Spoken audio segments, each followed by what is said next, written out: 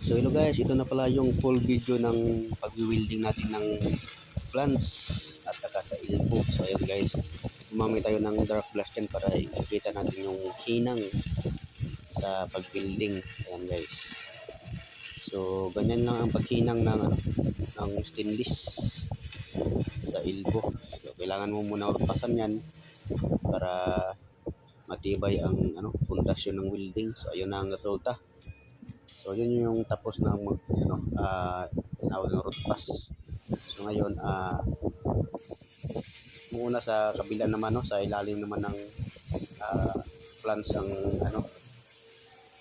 sa ilalim naman ng flans welding, kailangan kabilaan yan siya para sigurado talaga hindi tatagas. So yun guys, so stainless pala yan ang gamit namin welding, yung welding rod. So ayan guys, so patapos ng ating kaibigan mag-welding. So ayan, so kailangan na yan kabilaan, kailangan sureball. So ayan yung finished product natin, di ba? Tingnan nyo, ganyan lang.